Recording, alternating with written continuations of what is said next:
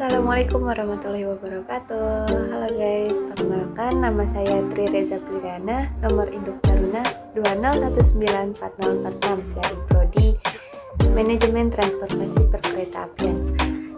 Di sini saya akan menjelaskan pada bagian pertama, yaitu alur dinasan masinis. Apa sih yang harus dikerjakan masinis sebelum berdinas? Mari kita lihat.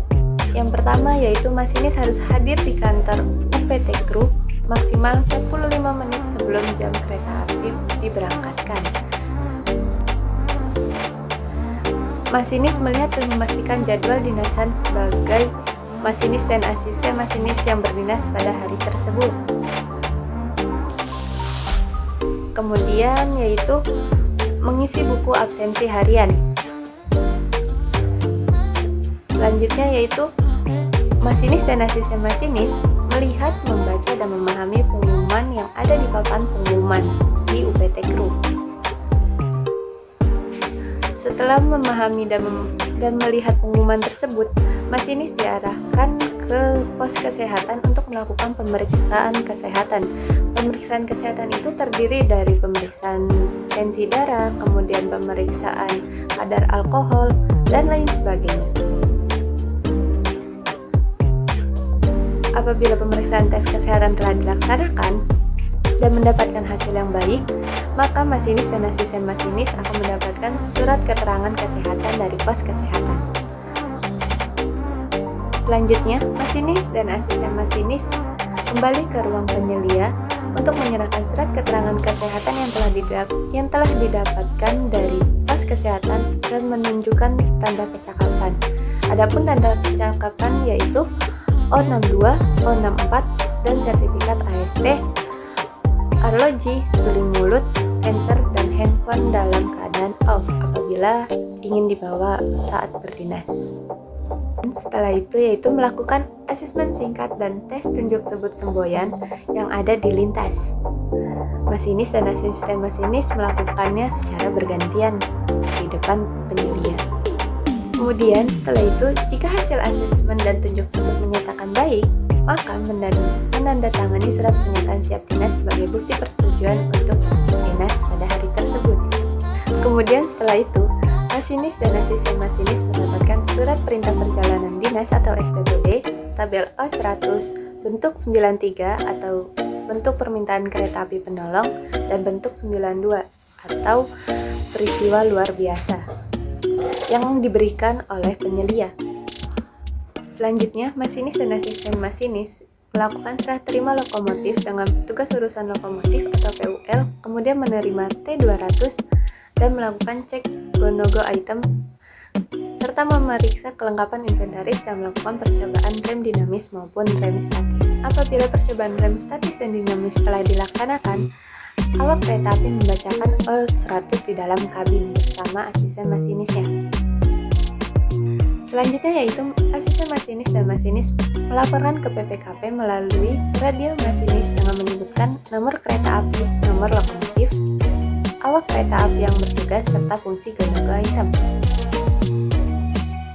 Setelah memastikan sinyal, bezel, dan posisi kereta api aman, kemudian masinis membunyikan semboyan 35 setelah kondektur memberikan semboyan 41 berupa peluit panjang dan PPKA atau PAP memberikan semboyan 40 dan memastikan sinyal keluar sudah aman.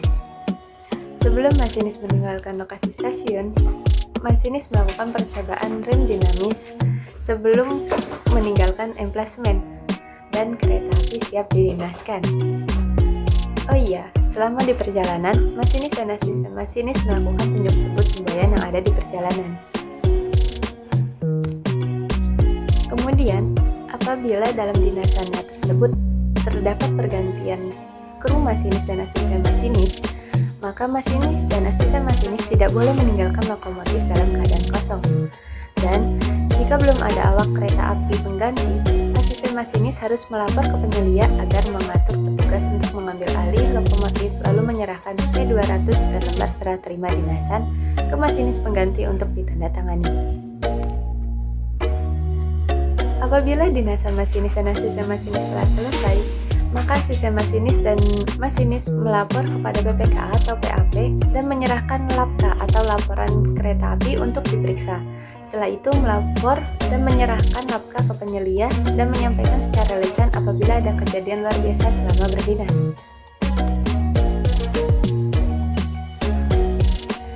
Setelah itu, penyelia mencatat form laporan akhir dinasan awak kereta api di buku yang telah disiapkan. Lalu, masinis dan asisten masinis harus melihat jadwal dinasan untuk esok hari dan membaca pengumuman di kantor penyelia. Apabila telah selesai, kemudian masinis dan asisten masinis dipersilakan pulang dan istirahat. Kemudian selanjutnya pada bagian kedua yaitu ada radio lokomotif. Radio lokomotif adalah alat komunikasi yang digunakan masinis dengan pusat kendali atau PK melalui media transmisi frekuensi yang berada di kabin lokomotif. Radio lokomotif ini memiliki beberapa tombol yang dapat digunakan untuk memilih jenis panggilan ke pusat kendali atau PK. Tombol 1 dan 2 yaitu adalah tombol emergency calls. Tombol ini digunakan untuk melakukan panggilan darurat yang disebabkan adanya bahaya. Pada tombol ketiga yaitu adalah tombol reset stop. Digunakan untuk mengakhiri panggilan stop. Tombol keempat yaitu RTS atau request to speak. Digunakan untuk melakukan panggilan normal. Tombol kelima yaitu adalah tombol PC atau priority call. Tombol ini digunakan untuk melakukan panggilan prioritas. Pada tombol keenam yaitu alarm cancel. Tombol ini digunakan untuk mengakhiri panggilan. Pada tombol ketujuh yaitu ada tombol volume. Tombol volume ini digunakan untuk mengatur tinggi rendahnya suara. Yang kedelapan, ada indikator busy, yang artinya adalah channel yang dipilih sedang dipakai. Kemudian selanjutnya ada indikator status. Indikator status ini apabila radio lokomotif sedang memanggil PK atau pusat kendali, maka indikator status akan mati. Selanjutnya ada indikator TX. Indikator TX ini akan menyala saat LRS atau lokomotif radio sedang melakukan transmisi.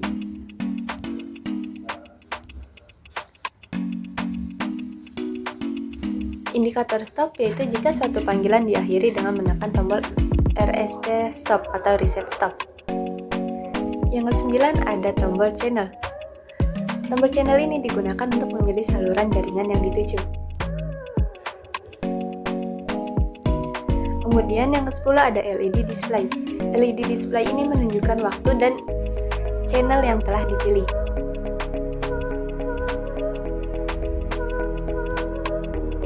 Yang ke-11 ada speaker atau pengeras suara. Yang terakhir ada push to talk button. Digunakan untuk mengaktifkan transmisi saat sedang berbicara atau menerima panggilan. Adapun cara penggunaan radio lokomotif ini yaitu yang pertama, menyalakan tombol saklar ke on atau ke up. Kemudian, pilih channel yang akan dituju dengan cara memutar tombol tersebut. Selanjutnya, untuk pemanggilan dapat menggunakan tombol RTS atau request to speak, PC atau priority call, dan emergency call. Adapun tingkatan yang paling rendah yaitu RTS atau request to speak. Apabila terjadi keadaan darurat, maka masinis dapat menelpon menggunakan tombol emergency calls dengan cara menekan tombol 1 dan 2 secara bersamaan. Tombol emergency calls ini dapat digunakan secara langsung tanpa harus menunggu konfirmasi. Sedangkan untuk tombol RTS dan PC atau priority call, yaitu harus menunggu konfirmasi dari pihak pusat kendali. Jika panggilan belum dikonfirmasi, maka LED display akan menunjukkan channel yang sedang dituju. Sedangkan apabila panggilan sudah dikonfirmasi, maka LED display akan berubah menjadi waktu atau berubah menjadi jam.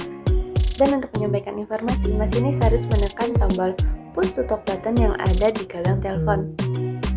Dan untuk mengatur volume, masinis dapat memutar tombol volume yang ada di sebelah situ. Kemudian yang terakhir yaitu pada bagian ketiga ada meja pelayanan lokomotif CC201.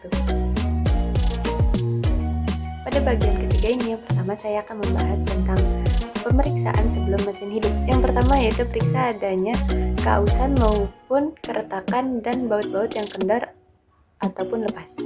Selanjutnya yaitu periksa kebocoran. Yang ketiga yaitu periksa bahan bakar.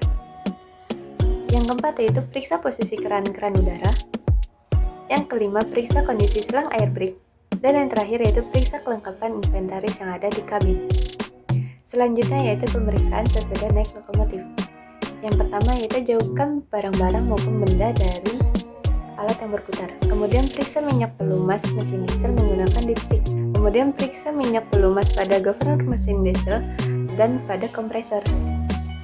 Kemudian selanjutnya yaitu periksa air pendingin.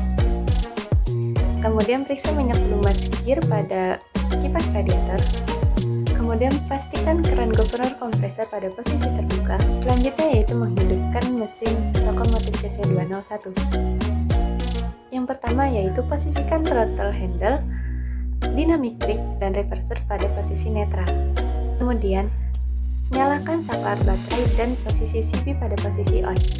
Dan selanjutnya yaitu posisikan tombol ECS pada posisi pump atau pompa bahan bakar dan tunggu sampai indikator mencapai 40 PSI.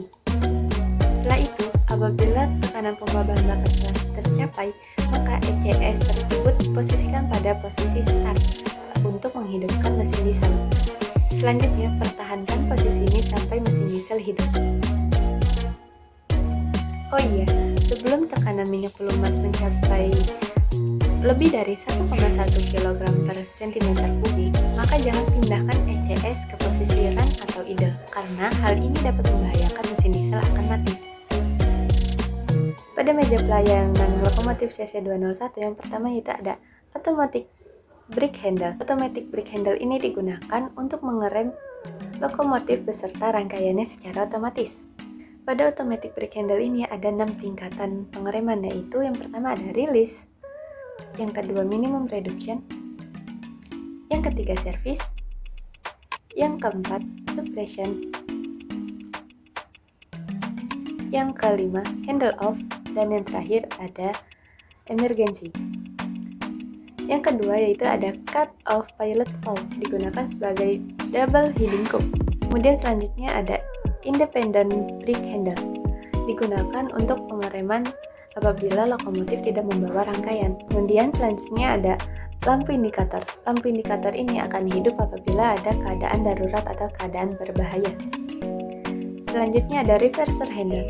Reverser handle ini digunakan untuk mengatur laju lokomotif. Apabila reverser handle ditarik ke kanan, maka laju lokomotif akan maju. Sedangkan apabila ke belakang, laju lokomotif akan mundur, dan apabila di tengah-tengah, maka netral. Kemudian ada saklar lampu utama. Saklar lampu utama ini digunakan untuk menghidupkan lampu yang ada di kabin. Kemudian ada throttle handle. Throttle handle ini digunakan untuk mengatur tenaga mesin. Semakin besar angka yang digunakan, maka semakin tinggi putaran mesin yang berjalan. Selanjutnya ada dynamic brake handle.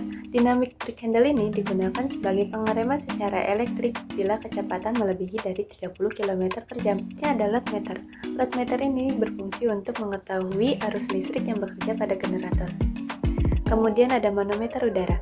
Manometer udara ini berfungsi untuk mengetahui tekanan udara yang ada di lokomotif. Kemudian ada horn atau suling, berfungsi sebagai klakson kereta api. Selanjutnya ada deadman pedal. Deadman pedal ini berfungsi untuk menjaga kesadaran masinis pada saat berdinas agar tidak lalai dan tidak mengantuk. Adapun cara penggunaan deadman pedal yaitu dengan cara ditekan atau diinjak selama 90 detik dan dilepas selama 30 detik. Adapun yang terakhir yaitu mematikan mesin diesel. Pertama yaitu letakkan posisi throttle handle pada posisi netral dan tunggu putaran mesin diesel pada posisi idle. Tunggu kompresor bekerja sampai cut off. Kemudian putar atau tekan tombol matikan mesin. Sebelum meninggalkan lokomotif, maka masinis harus menarik rem tangan. Kemudian meletakkan posisi throttle handle dan reverser handle pada posisi netral. Pastikan semua CB atau circuit brake pada posisi off. Kemudian posisikan semua saklar pada posisi off dan tutup semua jendela lalu kunci pintu lokomotif. Cukup sekian video kali ini, semoga dapat menambah wawasan untuk teman-teman. Kurang lebihnya mohon maaf. Wassalamualaikum warahmatullahi wabarakatuh. Terima kasih.